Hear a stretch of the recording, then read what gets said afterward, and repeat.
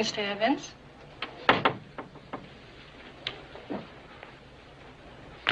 Monday morning is never good. Anything important? David Norliss on 3. Ah. Hello, David. Been a while. How's the book coming? Sanford, I've got to talk to you. Yeah, I know. You want to tell me that it's only half written and we're going to have to delay our... Half written, hell, I don't have a word on paper. It's been almost a year. I know how long it's been, Sanford. But I can't write it. I'm afraid to write it. You're not making sense. We gave you a sizable advance to write a book debunking the supernatural, which was your idea, not ours. And now you tell me, a year later, you haven't even started it. I'm into the book. Deep into it. But, it's on tapes. A series of tapes. When you hear them, you'll understand. What will I understand? How far I've gone. How dangerous this whole thing is. Sanford, I have to talk to you. David, you sound very strange. You all right? David, are you all right? Yeah. Okay. Okay, well, what about the carnelian room for lunch tomorrow? It's no good. I have to see you now. Monday, Dave. You know what Monday's all right. Why not tomorrow? Tomorrow might be too late.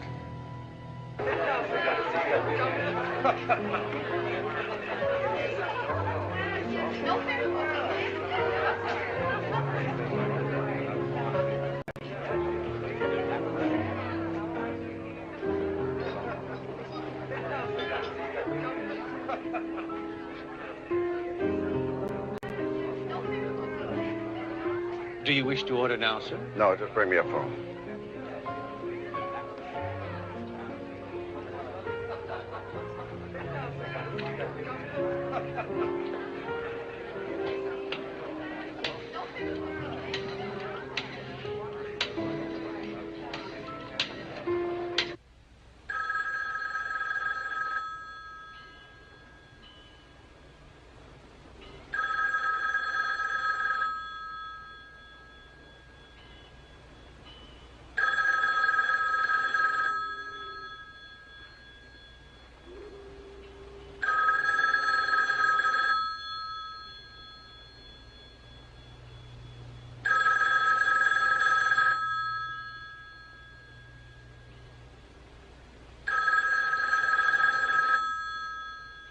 That was a week ago. He never showed for lunch, never phoned to explain why, and I haven't been able to contact him since. You should be used to eccentric writers by now, and in my opinion, David Norliss is just a bit more eccentric than most. Well, I'll never get over this view. There is something wrong. I wish you'd check this thing out. Find out where he is. Sanford, I'm his lawyer, not his nursemaid. Please. All right, I'll look into it. I still say you're making too much of a broken lunch date.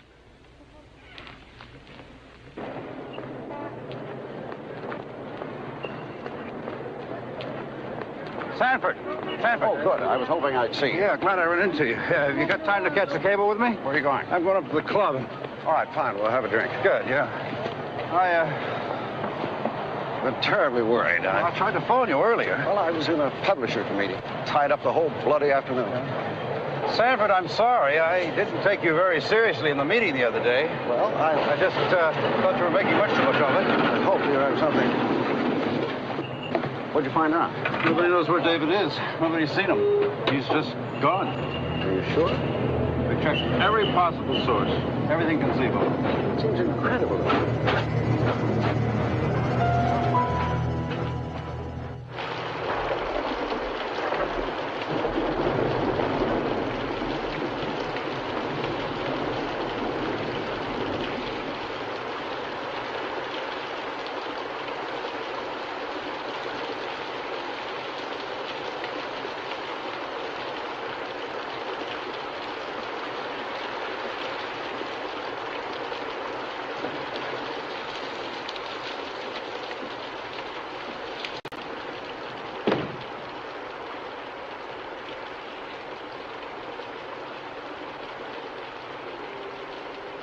David?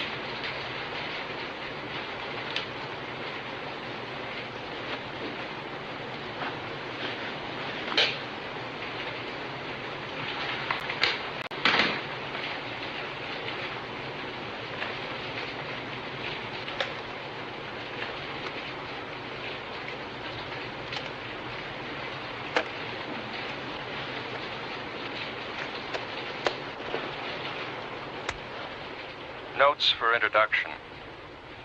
Today is Thursday, September 25th. And I might as well get started with this thing. Get the book rolling with what I've got so far. God knows it isn't taking the direction I assumed it would. This whole thing began when my natural writer's curiosity was aroused by an article I'd read in a weekly periodical. The article was concerned with the commercial aspects of spiritualism and the occult. My original idea was to expose the phonies who were bilking millions of dollars each year out of their gullible victims. To go after the fake mediums, phony astrologers, the self-proclaimed seers, and trick mystics. I was successful at this for some time. The floating face, which was a dummy's head on a wire, the ghost of a woman's son, who turned out to be the medium's own kid in a weird getup. The fortune teller whose life images in a crystal ball were supplied by a hidden film projector. But then I got into this business with Ellen Cort. I'd better try to get this down exactly the way it happened. Ellen Stearns Cort was recently widowed. Her late husband, James Raymond Cort, was a successful sculptor from a well-to-do family. He worked from a studio on the grounds of his estate in Carmel. When he married, he brought Ellen there to live. The night before she came to see me, she had undergone a very bizarre and frightening experience. Shortly after midnight, she was awakened from a sound sleep by the barking of her dog, Raleigh.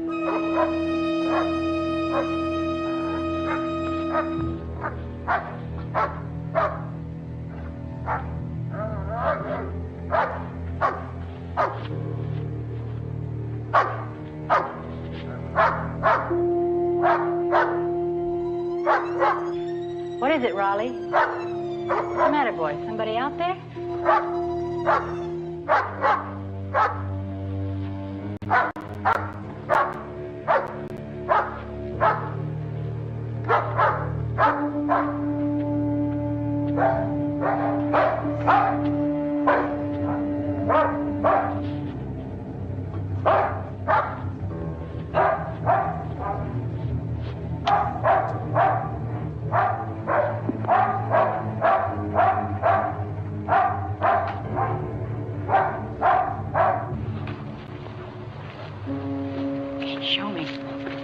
Show me what you want.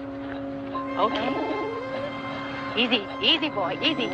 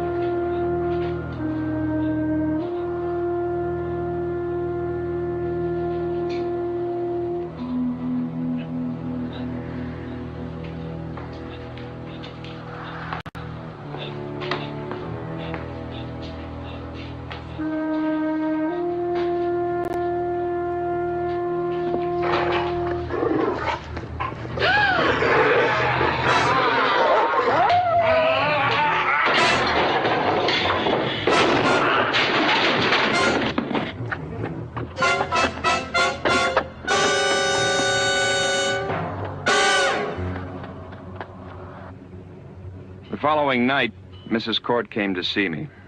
Actually, her sister, Marcia Stearns, an acquaintance of mine, had set up the meeting. Marcia knew about my work in the supernatural. When Ellen called her about the incident, Marcia had Ellen contact me. And the police found only the body of my dog, Raleigh. His neck snapped, ribs broken. They analyzed the bloodstains on the floor, and they were his. All his. Are you sure you hit the man when you fired the shotgun? I'm telling you, I hit him. Well, think about it. You were upset. You saw your dog killed. You could have missed. I've handled guns before. He was right in front of me in my direct line of fire. The charges hit him, smashed him backward, and that's when I ran. But when the police arrived, there wasn't a trace of him. No, he was gone. And when I told them who it was, they wouldn't believe me. Now that's why I've come to you. Well, Mrs. Cort, why wouldn't the police believe you?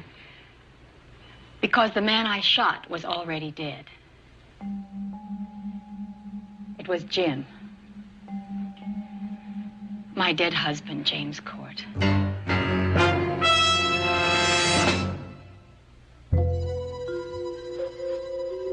Ellen Cort seemed convinced that she had encountered the risen form of her recently entombed husband. I asked her to describe the circumstances surrounding Cort's death. Jim had been feeling very bad. We didn't know why, and our family doctor suggested that he undergo a series of tests at the Fraser Clinic. That's when we discovered he was suffering from a terminal disease of the brain called Pick's disease. I've heard of it. There's no cure, there was no treatment, and I don't know, Jim just seemed to change almost overnight. He was confined to a wheelchair, would no longer work. He even had me board up his studio. He wouldn't even talk about his work. Was he at all involved with the supernatural? Yes, he was.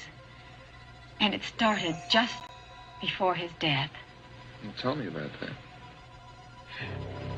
I'd arranged an exhibit of Jim's sculptures at the Langdon Gallery. And he met a woman there named Madame Qu'il. She owns an antique shop here in San Francisco, and part of her business involves the occult. In what way? She deals with objects that are supposed to have occult powers. She even claims to cure the sick, and Jim believed her. No doubt asked him for a lot of money, too. No, she didn't. As far as I know, Jim never gave her a penny, not even for that ring. What ring? An Egyptian scarab. Something to do with the god Osiris. Osiris is an Egyptian god involved with the doctrine of immortality. Yes. The ring was part of an agreement he made with her. You used the word agreement. What kind of agreement did they have? I wish I could tell you. I can't. All I know is Jim accepted that ring in return for some kind of promise. He refused to discuss it. Where's the ring now? Do you know where it is? Yes. It's in his coffin. His coffin? Jim even specified that he was to be buried with that ring. That it be kept on his hand. And his body is in the crypt in the grounds of the estate. That's where his body should be. But after what I saw last night, I don't know anymore. The next afternoon, I had lunch with Marcia, who was taking a flight to New York. She was quite worried about her sister. But you know I'm not easy to panic. And when Ellen phoned me, I knew she was desperate. I suggested she talk to you. Actually, we haven't been close for over 3 years since she married that James Cort. Why, did you get along with Cort? No, I didn't. And when Ellen married him, it affected our relationship. We just haven't seen very much of each other. And now when she really needs me, I can't be here. How long do you have to be in New York? Well, only a few days. But I felt that we should talk before I left. It's important. If she says that she saw James alive, well, then somehow Marcia, if I didn't believe she was telling me the truth, as she knows it, I wouldn't be here. I know, but it's just all so fantastic. I mean, how could such a thing be possible? I don't know. But we're certainly going to try to find out. However, before I was able to contact Ellen again, Another bizarre incident occurred. That night in Carmel, a salesgirl was closing her shop for the day. Millie Parks, pretty, blonde, in her early 20s, was tired after a full day's work. She was anxious to close up, get into her car, and drive the 6 miles to her home, a small one-story beach house on the ocean near Big Sur.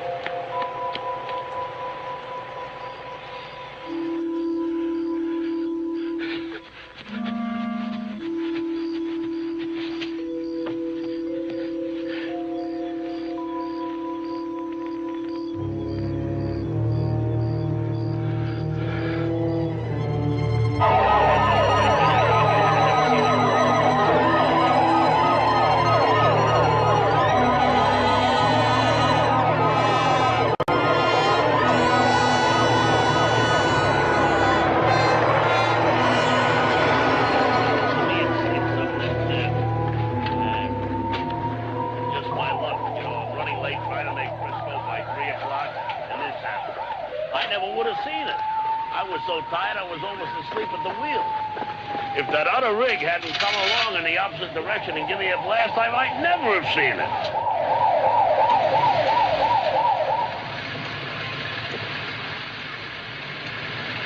It's unbelievable.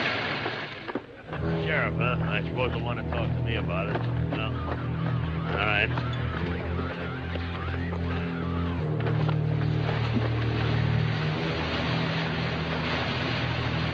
Get a blanket over that fast. Hey, come here. I want to talk to you over here. Gene, Mike, get these spectators out of here. Come here. Is that the way you found her? Yeah, but I ain't seen nobody ever look like that after no car crash, Sheriff. She was like Never mind what she was. You just keep shut on that part of it. Anybody ask you, you just found her dead in the car. Sheriff, nobody looked like that. I just got through telling you, I don't want any more talk about this at all. Now, is that clear? Yeah, it's clear, but let me ask you something. How am I going to forget the color of that face? Help him get on his way, will you, Charlie? Charlie.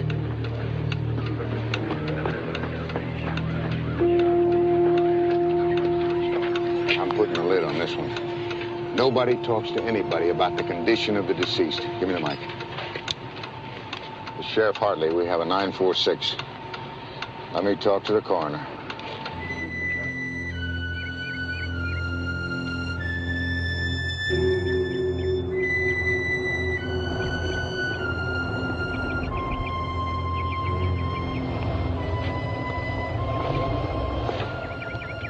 You know where I am if you need me.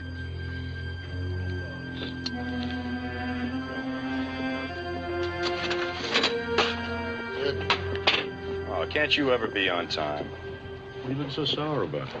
What do you think? You know, every time I manage to steal an afternoon, up come the rain clouds. Don't know what you're crying about. It doesn't look so bad to me. Well, if I came from Chicago, it wouldn't look so bad to me either. Hey, what about the autopsy report? I didn't get it yet. Oh, might be ready now. Why don't I call the office and find out? What is It's going to take a couple of minutes. Why don't you go get changed? Oh. You're not playing those. Oh, you're funny. I'll meet you in the first tee.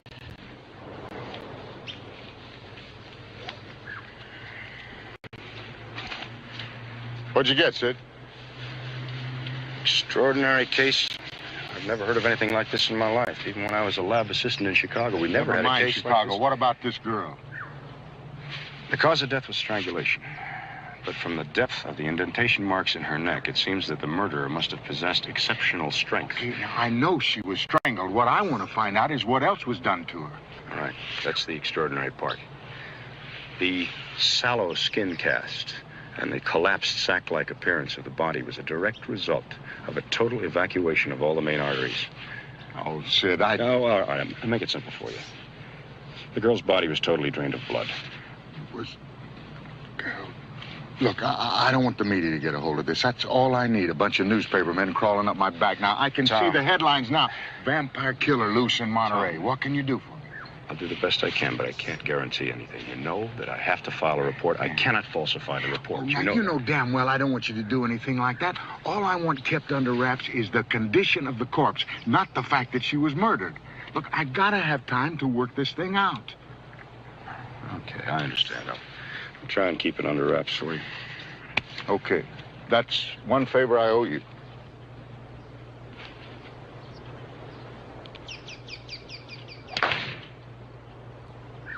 From the looks of that one, I'm going to have to take 2 shots aside for Sid, now you know the only people who give shots are doctors. Tee it up.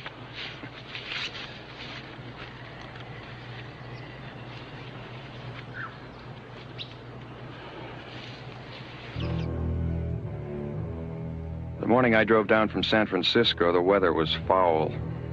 A curtain of cold rain fell from a gunmetal gray sky. I'd set up a meeting with Sheriff Hartley in Carmel to discuss the Ellen Cort situation. I didn't expect much cooperation from him, but it was worth a try. A way to begin. When I pulled up in front of Hartley's office, the sky had begun to clear and the sun was breaking through. I hoped it was a good omen.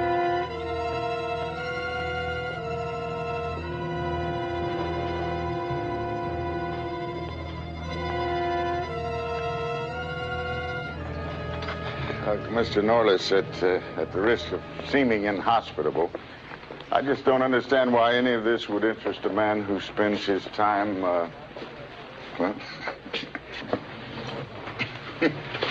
chasing ghosts. I'm sure you find this all very amusing, Sheriff. Mrs. Cort swears her husband is alive. She asked me to help her. I agreed to. What do you want from me? Any information that ties in with the man she shot in her husband's studio. Shot at. It's plain she missed him. Nobody can take a shotgun charge and keep walking. Look, she saw an intruder, she went panic. He could have been anybody, some bum looking to spend the night indoors. It gets cold out here in these woods at night. Now, I'll bet you that right now your ghost has hopped a freight and is halfway to Chicago. As for information, I don't have any to give. What about that girl who was murdered in her car the other night? What's her name? Millie Parks? Well, what about her? Well, I stopped in town before I came here and heard a few people talking about it. Well, it's like they say. Read all about it in your daily newspaper. I have. Somebody hid in the car, strangled her, the car hit a tree. Now, that's all there is to it. Mm-hmm. Are you sure that's all there is to it? Mr. Norliss, now, are you saying there's some connection between that dead girl and Mrs. Cort's ghost? I'm not saying anything. I'm just asking questions. That's what I get paid for. And I'll handle it if it's all right with you, Mr. Norliss. Sure, Sheriff. It's all right with me. Just seems that there are a lot of nervous people in town. I think they saw a lot more than they're willing to talk about. Like I said, that's police business. Okay. Thanks for the information.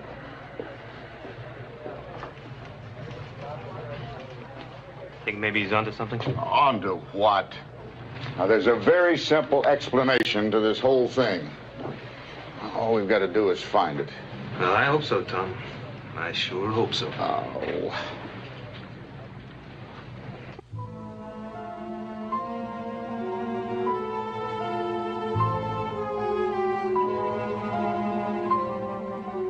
As I headed for the Cort estate along the 17-mile drive, Acres of lush cypress and tall pine loomed over me. The ocean below bellowed and roared, smashing into the coastline, spilling white foam along the sand. There's no doubt this rugged peninsula country could give the French Riviera tough competition. But on this afternoon, my mind really wasn't on the scenery. I kept thinking about the girl who had been murdered the night before, trying to tie what I knew about her into the story Ellen had told me. I had a gut hunch the two were connected. How, I didn't know. I was going to have to try and find out.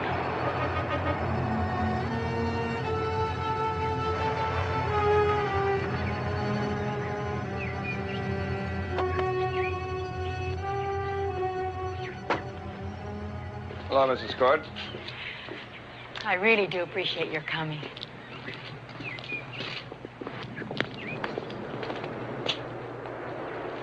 It's really a beautiful place. It was, but it isn't anymore. Not for me. I let the servants go after Jim's death, and now I'm trying to sell the estate. Would you like some coffee?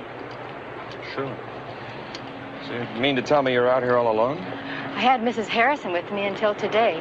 She'd been with the family for years, so I kept her on to look after the place, but that girl's murder frightened her. She turned in her notice this morning. Said she wouldn't stay this far out of town after dark. Well, she makes sense. I think it'd be a good idea if you went back to the town with me tonight and stayed at the inn. Yeah, I guess maybe you're right. I didn't sleep a wink last night. Every time the house creaked, my skin crawled. Kept imagining I heard noises from the woods. Think we could take a look at your husband's studio? Sure, I'll get the keys.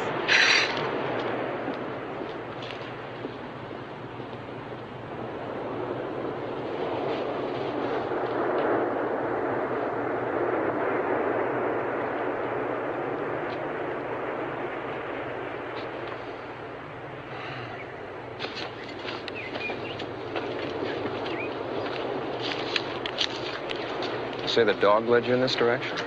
Yes, I practically had to run to keep up with him. What time did he wake you up? Just after midnight. There it is, over there.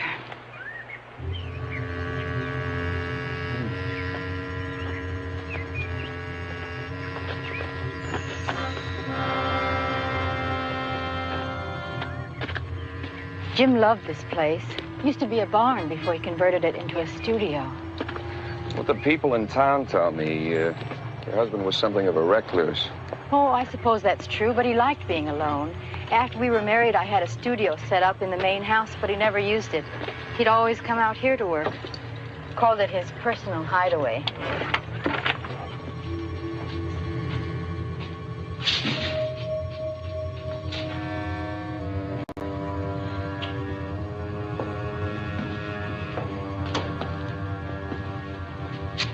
Is this from the dog? Yes, all of it. He killed Raleigh as easily as you'd smash a fly, and he was a German shepherd, a very powerful animal. You say you had to unlock the door to get in. That's right. The question is, how did he get inside? Is this the corner he came from? Yes. He was standing right here. I'll never forget his eyes. They were horrible, wild, staring at me. How long has it been since you've been out here? I haven't been here since Jim died.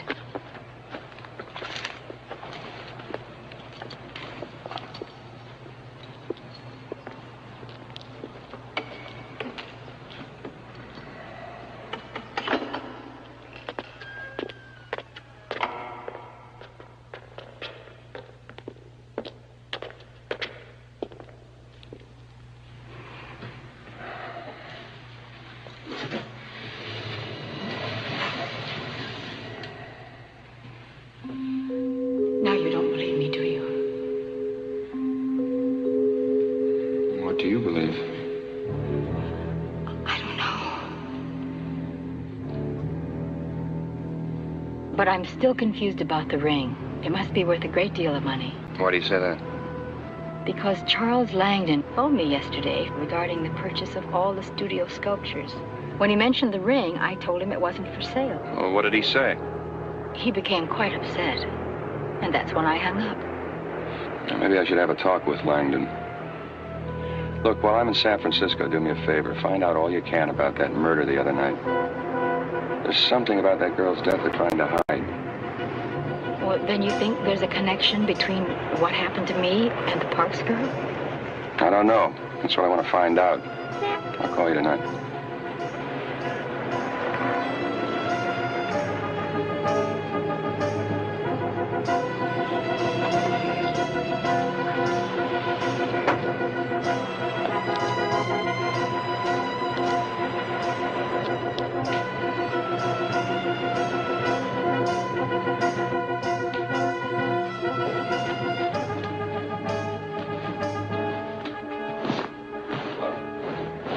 Be of some assistance? Yes, you might.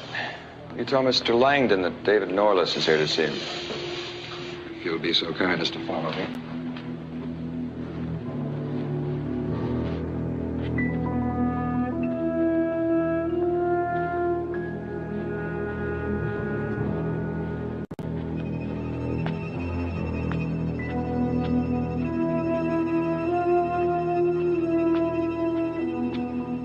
Mr. Langdon, a Mr. Norliss to see you. May I help you? David Norliss. Oh, I know you. I enjoyed one of your books very much. Really? Which one? I have a terrible memory for titles. It dealt with undersea life, and I believe it was off the coast of Yugoslavia. The Man Below. Yes. I'm glad you liked it. I did. You're the only one who read it. Come. May I show you something here? No, thank you. I would like to ask you some questions. Regarding your association with James Raymond Cort. Oh? You see, I'm looking into his death. Looking into? In what capacity? There's a private investigator working for Mrs. Cort. Well, I'd be glad to help Ellen, but, it seems a little bit on the bizarre side. There was nothing of a mysterious nature about James' death. Well, you won't mind answering a few questions, will you? Fire ahead. How well did you know him? Well, we were closely associated. You see, our gallery is the main outlet for James' work here in San Francisco for the past several years. I've placed a great number of his works with collectors, and I've arranged for a few special commissions, things of that sort. Mm-hmm. Well, how much do you know about the occult, Mr. Langdon? Very little, actually. Doesn't interest me at all. That's interesting, because Mrs. Cort was saying... Could we talk upstairs? Sure. Please.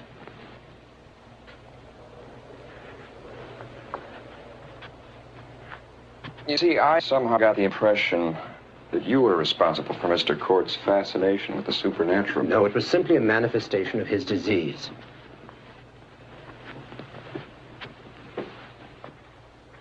You do know Madame Qu'il, don't you? In a business sense. I frequently send people to her shop. She has excellent taste. Picks up some really splendid items from time to time. See, I was told that he met her here in your gallery. Yes. We had James' last exhibition. I introduced him, as a matter of fact, and frankly, I wish I hadn't. His obsession with the supernatural began with Madame Qu'il. What about that ring he got from her? You know anything about that? Apparently it's from Egypt. Very ancient. Known to collectors of antique jewelry as the Osiris scarab. Valuable. Well, its true value is difficult to determine. The beetle, as you know, is a symbol of immortality. There are rumors that the Osiris scarab is a life ring, capable of granting restorative powers to its wearer. You believe that? Hardly. Myth and nonsense. Why do you want the ring so badly? Apparently Ellen told you of my interest. Obviously. I deal in antique art and objects, Mr. Norliss. This ring is such an object. It has a fascination for those of us who are connoisseurs. So certainly I should like to own the Osiris scarab. Well, Mrs. Cort told me that you demanded to know why the ring wasn't for sale. Well, naturally I was disappointed, and I vented my disappointment over the telephone. It was purely an emotion of the moment. So she didn't tell you why she wouldn't sell the ring, or where it is? No, she did not. You know where it is? You see, Mr. Cort's Will declared that the ring should be buried with him. It's now on his finger in the family crypt. How curious. How very curious.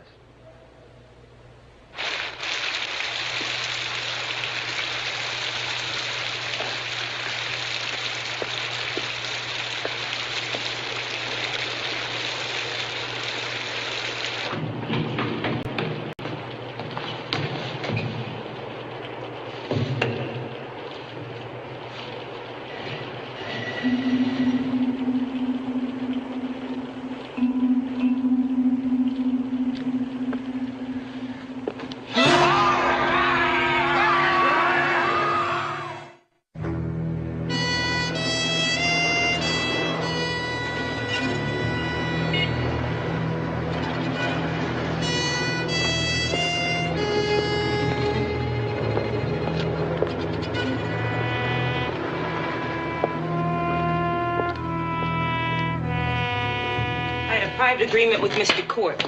Now, it's no business of yours or anybody else's. I keep private business private. Madame qu'il, Mrs. Cort thinks her husband is alive. As a matter of fact, she thinks she saw him. In the studio? Well, now, isn't that interesting? How did you know where she saw him? Jim always loved being in the studio. And his presence might linger there. Oh, come on, this was no presence. This was a real man, real enough to kill a dog and take a double shotgun blast in the chest. Why are you telling me this? Look, this has nothing to do with me. Well, I think it has a lot to do with you. And the ring you gave to Cort. All part of a puzzle. And I thought you'd help me put the pieces together. There's nothing I can say. What about the studio? I think you know something about the studio, and it's linked with the ring. Look, I'm gonna tell you something. You stay away from that place. Stay away from the whole Cort estate. Why? It's the house of Sargoth.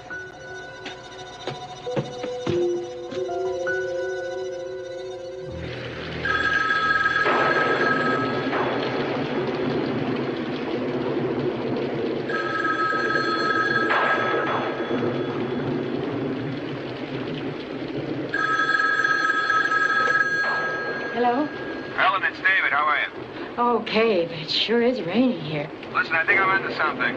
I saw Madame qu'il. She wasn't too talkative, but she did make a slip in reference to James' studio. I think this whole thing ties into the studio. I'm going to be down there in about an hour. I'll pick you up at 11:30. Well, where are we going? Back to the studio. Now, you're familiar with it. I'm not. I wouldn't know what to look for, but I'm convinced something's there. Will you go with me? I'll be ready. Okay.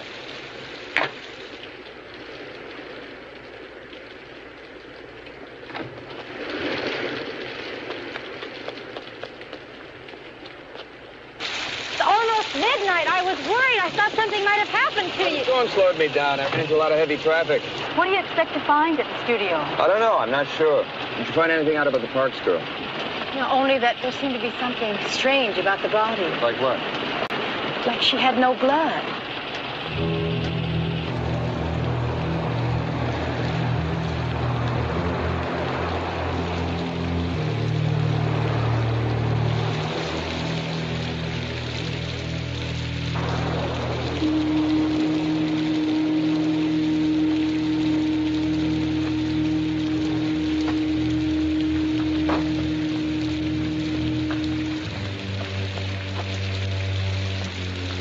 They're over here.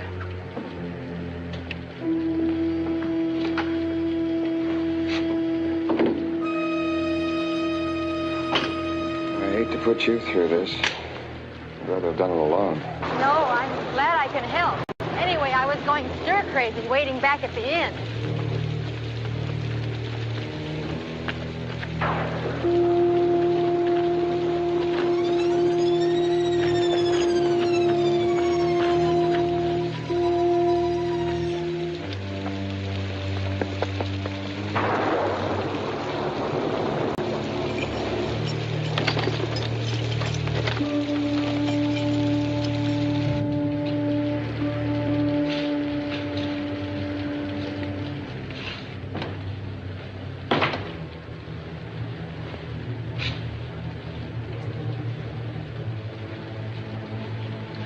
wish I knew what to look for. Anything odd or abnormal.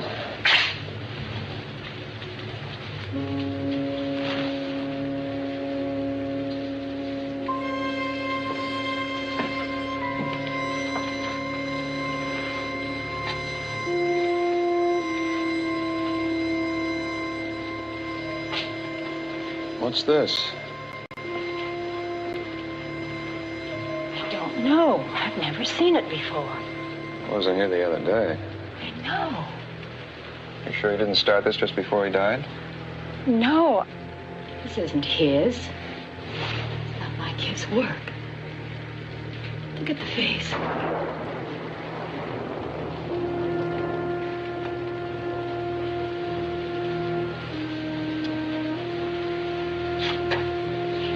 And this clay.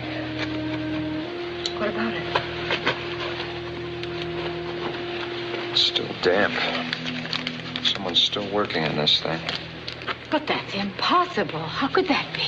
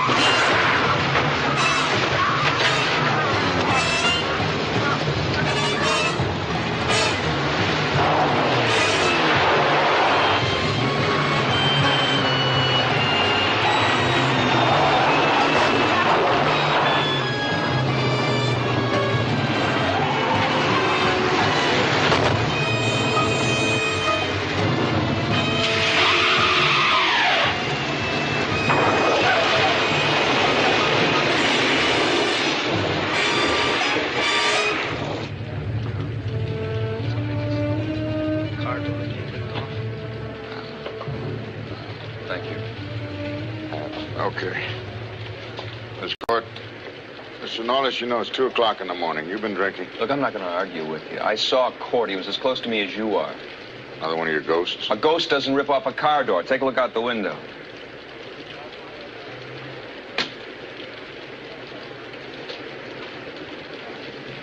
He did that? He did that. Mrs. Cort, are you all right?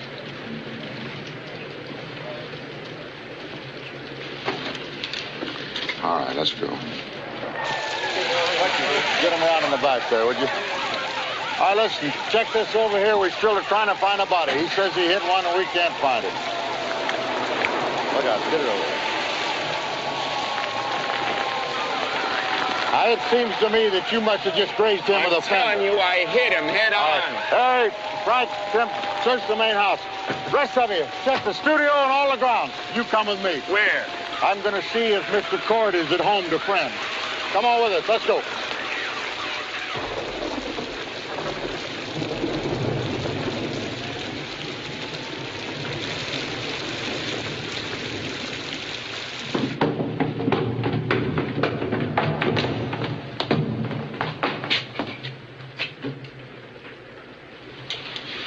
Someone's taken the body. Did you hear what I said? That's all there is to it. Somebody's taken the body. Well, hardly. What more do you need? Now you look, Mr. Norliss. I just don't buy your zombie story. As far as I'm concerned, we got a prowler that looks like Mr. Cort, who assaulted you people when you caught him doing his job. This is Cort's now, fault. for his own reasons, he removed Mr. Cort's body. Now, I'm still in the dark as to why. Maybe it's to follow up the disguise. How do you explain the abnormal strength? You think I pulled the door off the car? I don't try to explain anything. If I did, I would say that you snagged the open car door on the garage in your hurry to get out. Now, look, when people panic, they do funny things. What are you going to do about all this? Assuming that we don't find the prowler on the grounds, and I agree that's very unlikely, then I'll have the woods searched. In the meantime, it's late, and I'm tired. I'm going to take Mrs. Cort back to town. You follow us. When you get there, you can sign a complaint. Let's give up on this wild goose chase.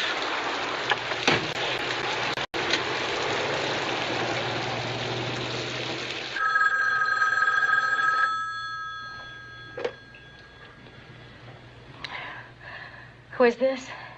It's David. You all right? Oh, I suppose so. They gave me a sedative. What time is it? It's afternoon. 2 o'clock. Where are you? I'm at home. I'm trying to reach Charles Langdon. Has he called you? No. No one's called. And that sheriff still won't believe me. Thinks we're both crazy. Did you show him the sculpture we found? No. I don't want anyone touching that thing until I can determine what it is, what it means. I'm having the clay analyzed right now. Sheriff Hartley wants me to make a full statement at his office this afternoon. What should I tell him? Tell him the truth. Just leave out the sculpture. David, I'm still very frightened. He's out there, alive, and you and I know he's out there. Why won't the sheriff believe us? I mean, what's it going to take to make him believe us?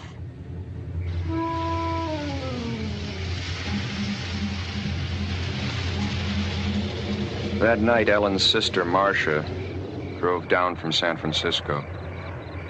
She had returned from her trip to New York earlier than expected. And unfortunately, when she tried to reach me, I was out. It was after midnight when she pulled into the deserted Cort estate. And when she found no one there, she was already too tired to make the half-hour drive to Carmel. And since another storm was building, Marcia decided to seek closer lodgings. By the time she'd arrived at the Orange Grove Motel, a small off-the-road scattering of faded cabins, the storm had broken, and the rain had begun to fall.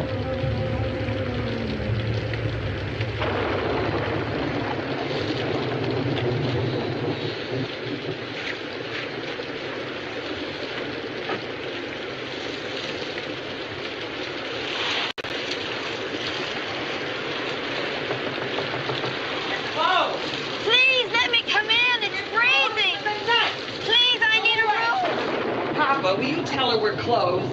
Papa, tell her it's closed. Now look, lady, it's like I said.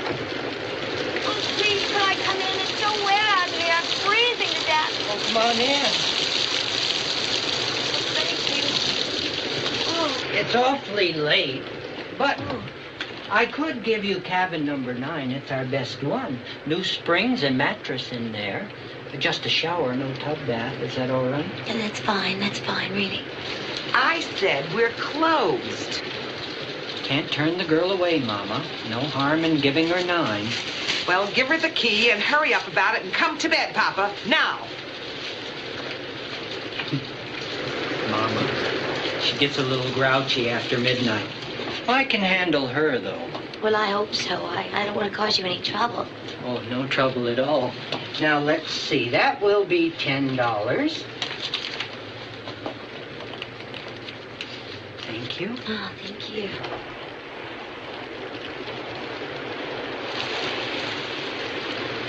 Can I help you with your things? No, thank you. I can manage. Pleasant dreams.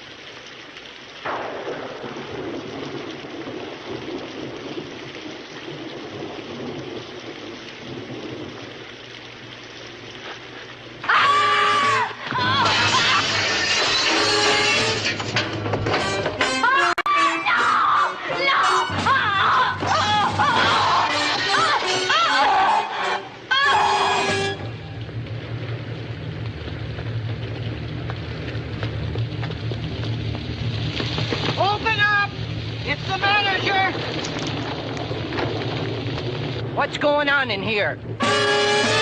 No, I didn't get a good look at him. He just came wailing out,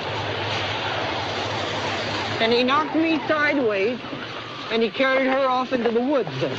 I knew when she said Simmons, he was no good. All right, now tell me what you did see. Was he tall? Was he short? Was he thin? Was he fat? What do you remember? Tall and all wild in the eyes, and he wore dark clothes. All right, now listen to me, Mr. Dobkins, Mrs. Dobkins, and listen very good. I'm going to take you downtown so that you can see some mugshots. Now, in the meantime, if word of what happened here gets around, this whole town's going to go into a panic. I don't want the newspapers to find out about it until I have a chance to find the girl. That means that you don't see anybody, you don't talk to anybody about what happened here. Do you understand that? Oh, I won't say a word. You understand that? Oh, I do. I certainly do. Sheriff, there's just one thing I'd like to know. Yeah? What do I do if he comes back? Ellen, I just wanted to call and tell you I'll be late getting back there tonight. Is your sister there? Marcia? No, I thought she was still in New York. No, she tried to call me, got my service, and left a message. Said she was driving down late last night. I haven't seen her. Well, maybe she changed her mind. Thank you. If she calls again, I'll tell her where you are. Now, look, I'm at the architectural firm who originally designed your place. I found out how Cort got into the studio without unlocking the door. He came up from below. These blueprints I've been looking at show some very curious construction that went on back in the 20s. Seems the people who originally owned the place built a series of underground tunnels. Why would anybody want to build tunnels? Well, during Prohibition, they probably stored guns and liquor. The plans also show several entrances, one of which is in the crypt. Now, I found a connection between Cort and the bloodless condition of the Parks girl. I think the sculpture is being done by Cort. I think he needed the girl, needed to kill her. But why? For the clay in the sculpture. I just got the chemical analysis back. The clay is 40% human blood. Now, look, Ellen, stay put. I have a few more things to check on, and I'll be down as soon as I can. Okay?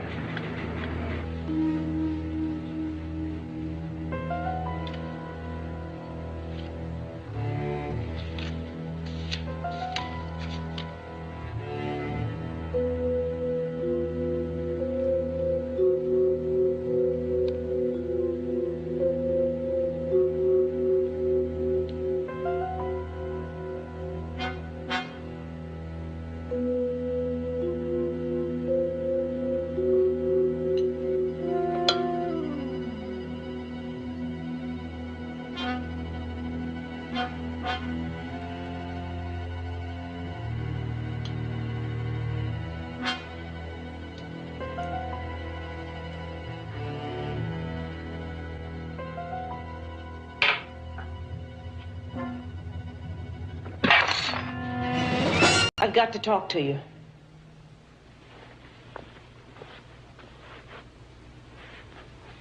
Now, do you mind telling me why you have to see David Norliss? I've got to break free. I've got to strike back at them. The powers of darkness. They've controlled me. Twisted me. And I've done their bidding. And listen. When I met your husband, the thing he most wanted in this world was that his crippled body be healed. And so, I told him about the Osiris scarab. I tried to convince him about its power over death, of a life beyond death, but that only by the use of his talent could it be purchased. And so we made a pact. After death, the ring would allow him the power to rise from his coffin to work on a figure of Sargoth. Once the sculpture's finished, it'll have a physical form in which to enter our world. And in return for bestowing life to Sargoth, Jim Cort will be granted immortality. But we can stop him. That's why I came here. His powers take effect after sundown. If we can reach him by sunset, we can remove the ring from his finger.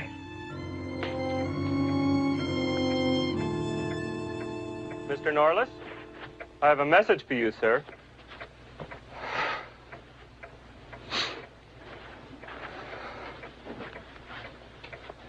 Thank you.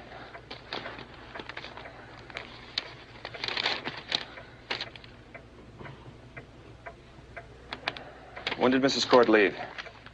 15 or 20 minutes ago, I guess. She and the other lady, they left in a big hurry. Yeah, how long before it gets dark here? About a half hour, I guess.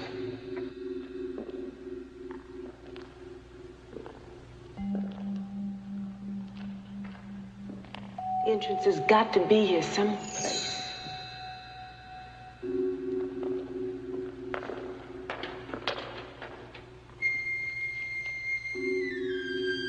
Over here, I think I found it.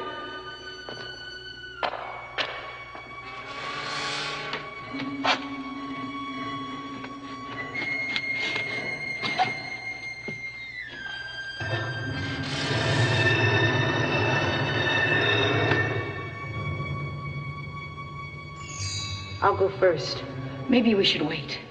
We don't have time. We can't wait.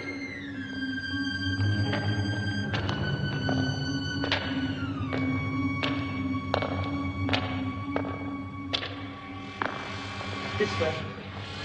How do we know which one to take? We don't.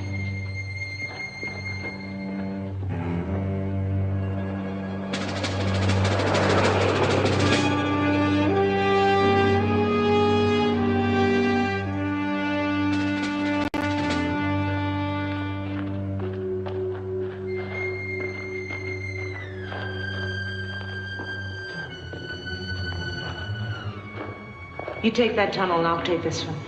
What if I find his body? Then you remove the ring. Well, let's go.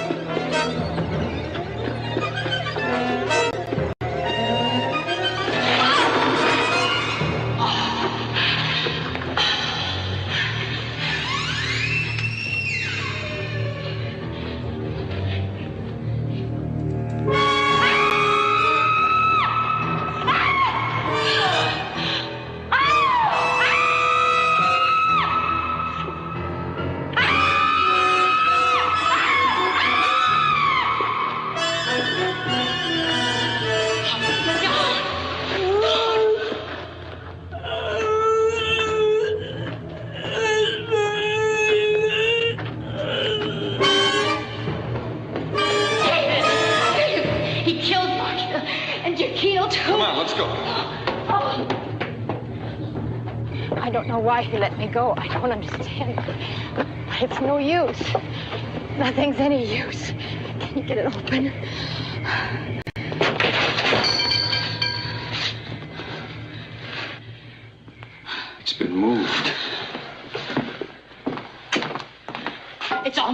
finished. Everything but the eyes. We can't let him come to life. Gotta let him finish. Let me. It's the only thing that can stop it. What are you doing? Making a blood circle.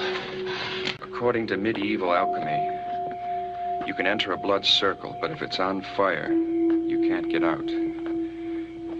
What's that? Hurry.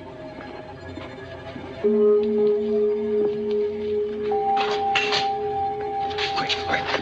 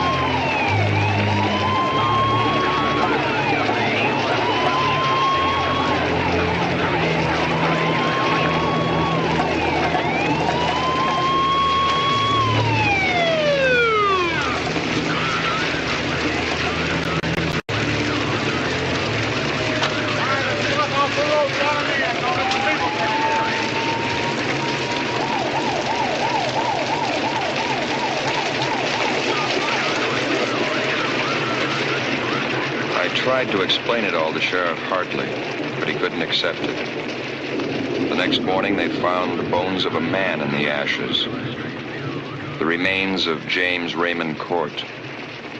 And of the demon Sargoth, they found nothing, absolutely nothing.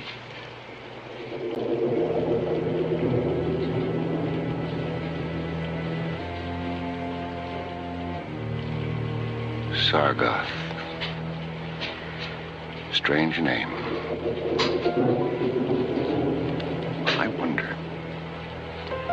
I wonder if he was truly destroyed. Or could he be the key to David's disappearance?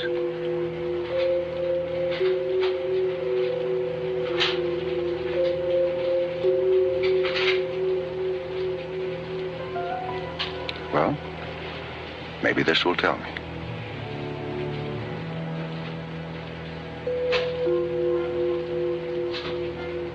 Chapter 2, December 4th. It was a rainy afternoon when I received the letter.